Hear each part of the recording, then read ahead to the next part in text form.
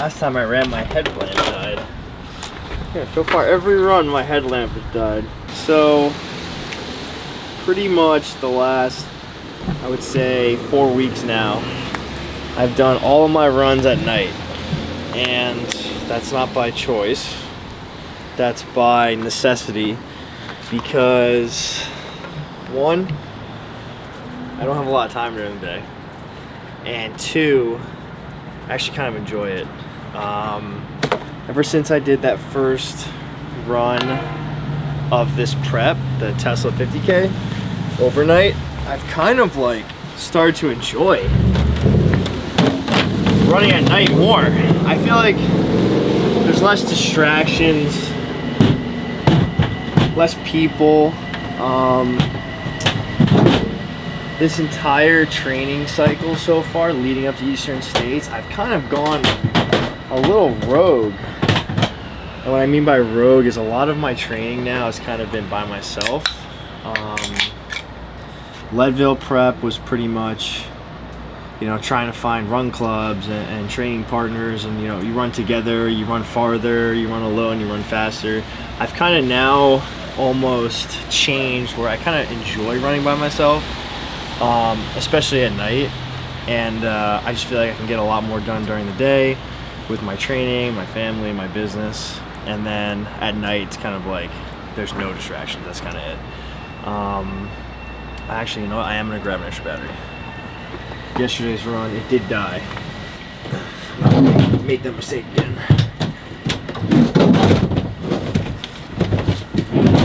I got these Cydio crates for Black Friday. They're 40% off. Steel. They're fucking sick. Dude, they are. They're kind of sick. Everything I need. I got my mountain biking stuff. I got my Medis. I got my fuel. I got my son's mountain biking stuff. I got extra change of clothes and towels and stuff. And I'm going to build this to be like my little camp out site. Whenever I need it, I'm taking some.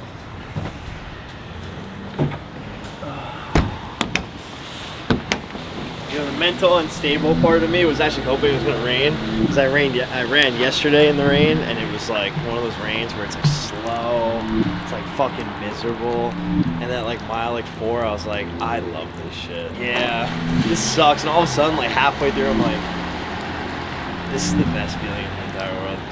I was fucking so...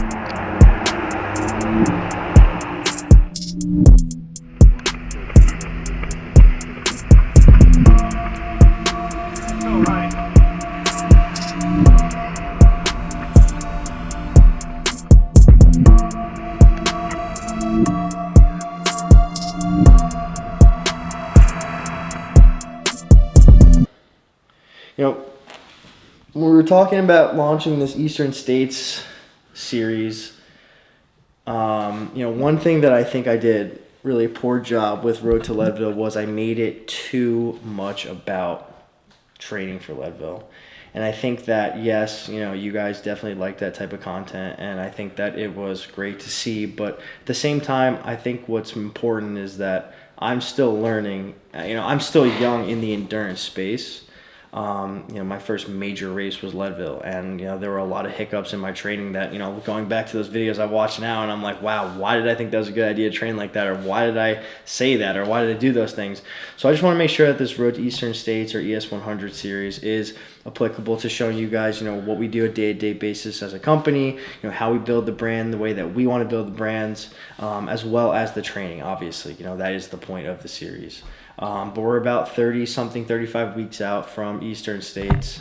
I'm feeling great. I think one thing that I'm trying to take into this series and this training cycle compared to how I treated Leadville is having a happy balance between quantity and quality. I always tell myself every day that if I am training today, let's just make sure it's a really good run.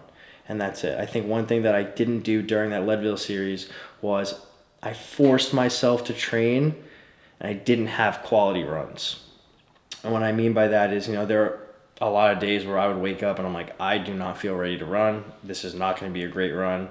And I would lie to myself and tell myself, you know what? Those are the days where you're going to look back and be like, wow, that was a great day. There are definitely more days where it doesn't feel like that than there are, days where I do walk when I feel good about them. And I think that, now that both companies really are kind of just, taking 99% of my day up, it's more of just finding a balance. If I am training today, I'm going to make sure it's a quality run. Like tonight, just a 6-mile run, but it felt great. I tell people all the time, it's supposed to be easy. Not everyone needs to be David Goggins and treat everything like it's a fucking rough day. I just said that to one of our other employees yesterday. He asked me how one of my runs was, and I came in and I said, for me, it's supposed to be easy. And I think that that's, one mindset that I'm going to with this Eastern States prep is it's supposed to be easy. If I'm coming back from a run and it's fucking hard, that means I'm doing something wrong. It's supposed to be easy. That's what all this long distance running is. It's time on feet. It's making sure prioritizing how you feel, prioritizing how you fuel, prioritizing all of those things. It's a happy balance. And that's one thing that I think this prep I'm going to really, really try to hammer in and prioritize. So, yeah, I think this new format of videos are going to just be a little more engaging, and I'm excited to continue them. Like I said, the gap between the videos is going to be a little, we're going to try to find a happy balance, with the structure of, posting these videos. But I think that, as long as we're, like I said, through everything we do, quality and quantity, finding a happy balance, I think that, we're going to provide a really great series, and I'm excited to, continue to push on. Other than that, I got nothing else. So Eddie's going to have to decide if this is the end of the video, or if it's not, then you're going to see me in a few minutes, maybe after the holidays. Happy Thanksgiving, by the way, too, everybody. It's about to be Thanksgiving. Yep, you'll see him in a few seconds. Okay, so that's not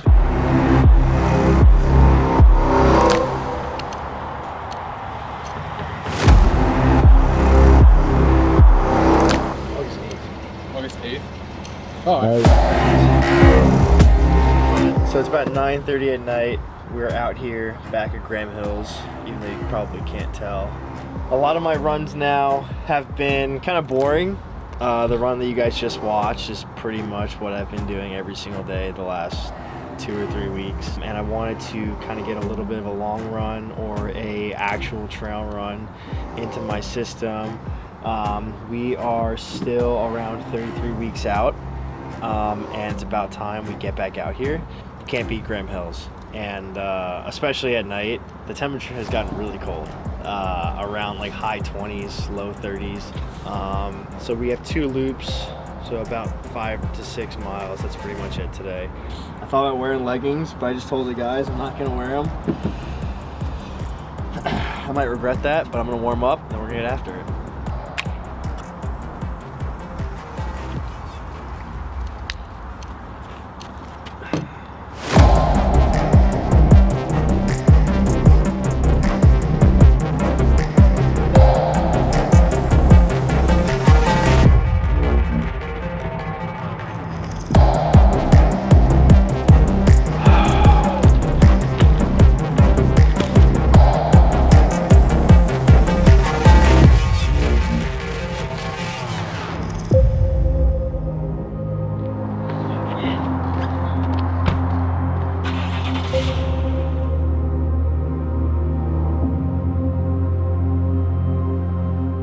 Backstory. So Iron Vault kind of started more of as like a powerlifting gym. Well, really originally started kind of, the whole idea was I was a Division I lacrosse player. I graduated, came back home. There was really no opportunity for me to train anywhere where I had, that same crossover from what I experienced for the last 4 years. So I came back here, and I decided, I wanted to create my own company. I wanted to create my own brand. And, what I tell people is Iron Vault is really not a gym. It really is. It's more than a gym. It's a brand itself. That's why we're a company. We have so many different avenues as a business. We have an energy drink. We have an apparel line. There's just so much opportunity with Iron Vault. That's why I never tell people it's a fitness center. It's a gym. It's not that. Yeah. As we've evolved, I think my training has evolved. Now I do, endurance races, 100-mile races, marathons, stuff like that. I trained for tactical games for a couple years. So there's a lot of evolution with myself as well as, my team and the business itself. And I think when we were looking into, what that next evolution for the gym itself was, both gyms, I think that the direction should be more performance-based. I don't necessarily think high rocks based, but I do think more functional and more performance-based. I think, and like I said, the business, the clientele has evolved. So I think that if we can bring in somebody like you guys, and who have an expertise in that more functional space design and development, group classes, group training, we've never done that, and that is kind of the reason why I came to you guys, is because I want to create a workflow, an environment that we can do that, because that's something that we are going to be exploring. That new space has an additional garage door that we're going to change to be a matching glass door, so there's a lot of flexibility there. 7-foot bars, 35 feet, you had 2 feet next to us, 40 feet. Well, I appreciate it, Mike, very much. Nando, nice meeting you. Nice meeting you, brother. And, yeah, we look forward to making this thing happen. All right, awesome. I'll text you in a couple minutes. Gotta open a third gym. So this morning you guys got a little bit of insight on that meeting that we had with an equipment manufacturer. For those of you that don't know, IVX is a sub-brand of another one of my companies called Iron Vault. They're two separate companies, but Iron Vault is our other company. It's a chain of fitness centers, gyms, training facilities, and that brand is going through an evolutionary change. In 2019, Iron Vault kind of blew up on the scene. If you guys have never been to an Iron Vault gym, I highly recommend it. Not saying that obviously personally because I own them, but because they really are, they really, in my opinion, I think Iron Vault transcended the gym and fitness space. And since IVX, has really blown up, Iron Vault really, needs some more love, in my opinion. So both facilities, plus our third additional facility that'll be launching soon, will all be going through not really a revamp, because all three of them, or but two of the three right now, are amazing training facilities.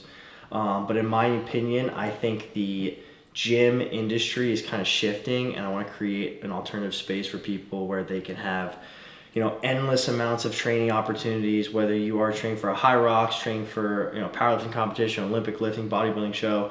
You'll be able to sort of assess the facility and kind of pick what your poison is, in a sense. And I think that Iron Vault is going to provide that opportunity. IVX really kind of maybe transformed our identity with Iron Vault more, making it an endurance training facility and adding a little bit new piece to the puzzle. But that meeting went great. I'm excited to see what those guys over at Play put together, and I'm more excited, honestly, to start looking at other major cities. When I first started Iron Vault, before IVX, because obviously this is an IVX channel, but Iron Vault, my goal with Iron Vault was always to create multiple facilities in multiple cities. That was always my goal. We have one in New York, we have one in Connecticut. I've had multiple opportunities with other facilities and other locations and other cities to open up more locations, I should say. And I've never found another one that's really felt like it could be the next one. Whether that's, situational or that's just me being picky. One of the coolest things about Iron Vault is that, we're not a franchise. Everything that we do is underneath one roof. My brother and I run everything, day-to-day operations. We have managers, we have a full team of guys that work. And I think that, it's an opportunity that, as IVX continues to grow, Iron Vault has to step up and grow with it. I think that with IVX, obviously there's hurdles that we have to tackle with Iron Vault, but, I'm excited to kind of incorporate that side of the business into some of these videos. You guys also were able to see some of our behind the scenes stuff of us loading in Pineapple Peach. You guys, obviously this video is going live, in a couple of days, but Pineapple Peach is essentially live now for all of our SMS subscribers. There was, almost 1,000 of you guys that subscribed to that SMS chain. So you guys all got exclusive access with that. And that's really our goal with the SMS chain and IVX is I want to create some sort of, not cult following, but I want to make sure people understand that if you are part of the brand with IVX, just like I do with Iron Vault, you are the brand. And that's, what's made Iron Vault so successful. I know I'm going back and forth, but really, I want to make sure that everybody understands that when you're part of the brand, you are the brand. And we're going to, apply that to IVX as much as possible. Black Friday sale is kicking off tonight at midnight, so I'm going to stay here and track some of these orders and see how you guys are liking the new product. What?